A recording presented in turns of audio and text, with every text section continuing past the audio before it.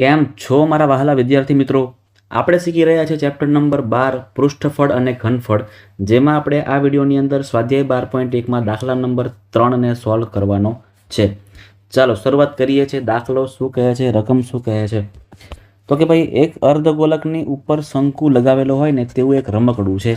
ચાલો ભાઈ સૌથી પહેલાં તો દોરવું પડે. આપણે સૌથી પહેલાં તો દોરવું પડે. દોરો એટલે બધું ક્લિયર થઈ જાય આપણને કે ભાઈ એકચ્યુઅલમાં શું કહેવા માંગે છે, હે ને, શું કહેવા માંગે છે. આવી રીતે એક અર્ધગોલક છે અને અર્ધગોલકની ઉપર મિત્રો આવી રીતે એક શંકુ આકારનું રમકડું મૂકેલું છે. એટલે આવી રીતે એક રમકડું છે જેમાં અર્ધગોલકનું આ જે ભાગ છે પાયો એ અને શંકુનો પાયો મિત્રો જો કેવો છે, કોમન છે. કેવો છે? કોમન છે. હવે શું કહે છે કે ભાઈ બંનેની ત્રિજ્યા 3.5. તમને કીધું ને કે બંનેનું કેવું છે, કોમન છે. એટલે આ જે ત્રિજ્યા કેટલી છે, આપણી ત્રિજ્યા આપણી ત્રિજ્યા આવશે r બરાબર 3.5 સેન્ટીમીટર. 3.5 સેન્ટીમીટર. રમકડાની કુલ ઊંચાઈ 15.5 છે.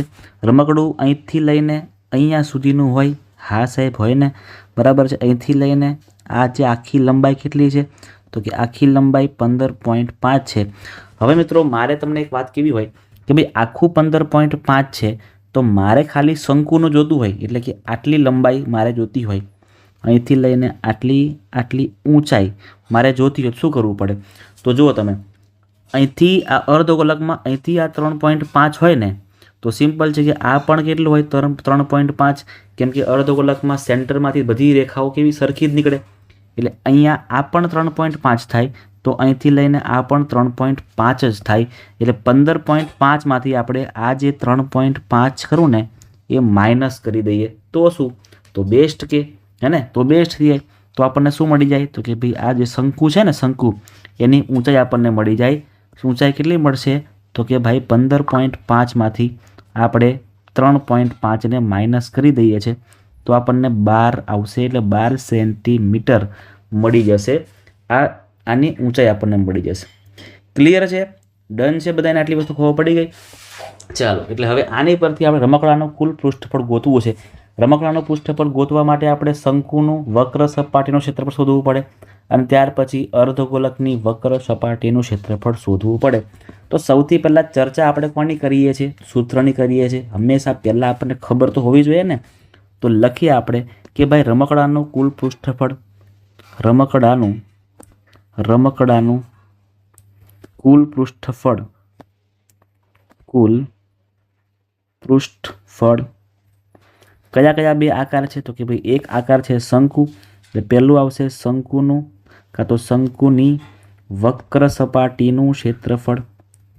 વક્ર સપાટીનું ક્ષેત્રફળ. અને ત્યાર પછી એમાં પ્લસ કરવું પડશે આપણે. શું? તો કે જે અર્ધગોલક છે ને, હા એ અર્ધગોલકની વક્ર સપાટીનું ક્ષેત્રફળ. અર્ધગોલકની વક્ર સપાટીનું ક્ષેત્રફળ. આવું તમને મિત્રો આવડવું જોઈએ, કારણ કે આપણે ખાલી એક જ આકારનું કામ નથી કરતા. અહીંયા બે આકાર છે એટલે બંનેનું પ્લસ જ કરવાનું છે ને આપણે. ઓકે, હવે આટલું કર્યા પછી આપણને સૂત્ર ખબર હોવી જોઈએ. હા, તો શંકુની વક્ર સપાટીનું ક્ષેત્રફળનું સૂત્ર બહુ સિમ્પલ છે સાહેબ, પાઈ આર એલ છે. અને અર્ધગોલકની વક્ર સપાટીનું ક્ષેત્રફળ પૂછીએ આપણે તો 2πr² થાય. 2πr² થશે. જે પણ કોમન નીકળે એને કોમન કાઢી લઈએ. પાઈ અને આર બંને કોમન છે તો પાઈ આર કોમન નીકળશે. તો અંદર વધશે અહીંયા એલ પ્લસ અહીંયા વધશે 2. એક આર બહાર આવી ગયું એટલે એક આર વધશે એટલે એલ પ્લસ 2r. આટલી વસ્તુ મિત્રો આપણને કરવાની છે. પાઈ આપણને ખબર છે, આરની કિંમત 3.5 એ પણ ખબર છે. એલ આપણને ખબર નથી તો એલ શોધવું પડશે આપણે. સૌથી પહેલાં મિત્રો શું કરવું પડશે, આપણે એલની કિંમત મેળવવી પડશે ગમે તેમ કરીને. હવે એલ એટલે શું ખબર છે? તો એલ એટલે મિત્રો આ ત્રાસી ઊંચાઈ છે ને, આ ત્રાસી ઊંચાઈ જેના પર હું અત્યારે લાઈન કરી રહ્યો છું ને, આને આપણે એલ કહીએ છીએ. આને શું કહેવામાં આવે? એલ કહેવામાં આવે. આ આપણો એચ છે અને અહીં તમને ખબર જ છે કે આપણું આર આવેલું છે.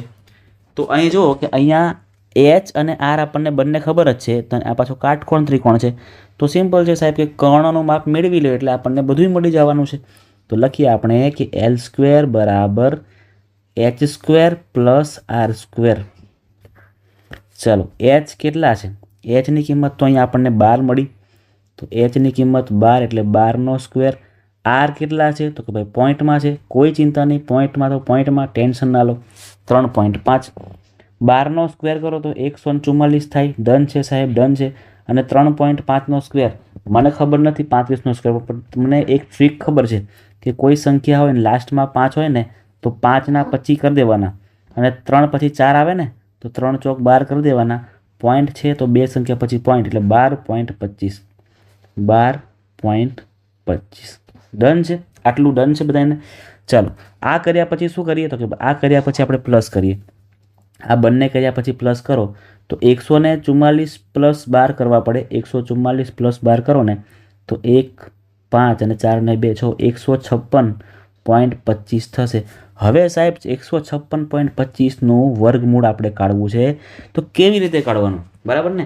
તો જો અત્યારે તમે કીધું ને કે ભાઈ 25 છે, મતલબ કે લાસ્ટમાં શું હશે? લાસ્ટમાં તો 5 હોવાનો. એ વાત તો પાકી થઈ ગઈ, એ વાત તો પાકી થઈ ગઈ. બરાબર છે. 156 છે ને મિત્રો, એ કઈ બે ક્રમિક સંખ્યાનો ગુણાકાર છે એ તમને ખબર હોવી જોઈએ, અને ખબર ના હોય તો ચેક કરી લેવાનું. આપણે અહીંયા 12 છે ને, તો 12ની આસપાસની જ કોઈ સંખ્યા હશે તો 12 ગુણ્યા 13 ટ્રાય કરીએ. જો ના આવે તો 13 ગુણ્યા 14 ટ્રાય કરશું. જો હે પણ નહીં આવે તો 14 ગુણ્યા 15 ટ્રાય કરશું. આવી રીતે કરશું. પણ ક્યારે કરી શકાય? જ્યારે લાસ્ટમાં 25 હોય ને ત્યારે કરી શકાય. હો, યાદ રાખજો. 1 2 2 1 1 1 3 2 3 3 2 6 3 1 3 3 1 3 6 5 1. જો તમે આવી ગયા ને 156. મતલબ કે પહેલી સંખ્યા હોય, પહેલી આગળની સંખ્યા 12 એ લખી દેવાની આગળ, એટલે કે 12.5 થાય. 156નું વર્ગમૂળ કરો ને તો આપણને 12 પોઈન્ટ મળે છે 5. આ આપણને મળી ગઈ Lની કિંમત, અને આ હતી L²ની કિંમત. ડન છે મિત્રો. તો આ આપણને મળી ગયા હવે L. બસ બધી વસ્તુ મળી ગઈ છે. હવે કોઈ ચિંતા જ નથી કરવાની. ખાલી ને ખાલી આપણે કિંમતો ગોઠવીને જવાબ લાવી દેવાનો છે. ચાલો કરીએ છીએ. યાદ રાખજો, ધીરે ધીરે કરવાનું છે આપણે, ઉતાવળ નથી કરવાની. ઉતાવળ કરશું ને એટલે વિકેટ પડશે. જોજો પાયની કિંમત તો ખબર છે 22/7 હોય. અને દર વખતે 22/7 નહીં હોય, તમને આપેલું હોય જ લખવાનું. તમને જો નહીં આપ્યું હોય ને તો સમજો કે 22/7 છે, અને જો તમને આપેલું હોય તો 3.14 તમને આપેલું હશે, તમારે લખી દેવાનું. આરની કિંમત છે 3.5, પણ હું શું કરીશ? 35/10 સિમ્પલ કરી દેવાનું. એલની કિંમત કેટલી મળી આપણને? 12.5, પણ 125. ચલો 12.5 રહેવા દો ને, વાંધો નહીં. બરાબર, 12.5 રાખવા ત્યારે પછી જ કરીએ. અને R ગુણ્યા 2, 2 ના 2, આરની કિંમત 3.5 છે, તો 3.5 રહેવા દો. હવે આને સોલ્વ કરીએ છીએ. જોજો શું શું કટ થાય છે. તો કે 7 5 35 કટ થાય છે. અહીંયા 5 2 10 આ કટ થઈ ગયું. પછી અહીંયા 2 ગુણ્યા 11 કટ. લો, ઘણું બધું તો અહીંયા કટ થઈ ગયું. હવે જે વધે છે લખી દઈએ. અહીંયા 11 બચે છે, ખાલી અંદર સરવાળો કરવાનો. 12.5નું 12.5 રહેવા દેવાનું છે, અને 3.5 ગુણ્યા 2 કરો તો 7 થઈ જાય. 11 ના 11, 12.5 અને પ્લસ 7, 12 ને 7 19, 19.5. 19.5 ગુણ્યા આપણે 11 કરવાના છે આપણે. હવે ચાલો કરી દઈએ છીએ, રફમાં ગણતરી કરી દઈએ છીએ આપણે. 195 ગુણ્યા 11. 1 5 5 1 નવા 9 1 નવા 1 1 1 1 5 5 1 નવા 9 1 1 1 5 9 ને 5 14 વધી પડી 1 9 ને 10 ને 11 214 અને 5 શું આવે છે અહીંયા? અહીં લખી દઉં છું સાઈડ પર જવાબ 214 અને 5. પણ જો તમે અહીંયા પોઈન્ટ પછી એક સંખ્યા છે ને, એટલે અહીંયા આપણે પોઈન્ટ મૂકવાનો ભૂલવાનો નથી, એટલે 214.5 આપણો જવાબ થશે. થોડુંક પરફેક્ટલી લખીએ આપણે, તો અહીં લખી દઉં છું 214.5. 214.5 આપણો જવાબ થશે. ક્લિયર છે મિત્રો? શું છે પૃષ્ઠફળ છે એટલે શું આવે? સેન્ટીમીટરનો ઘન. એકમ લખવાનું ક્યારેય ભૂલાય નહીં, આ મગજમાં ફિટ કરી દેજો.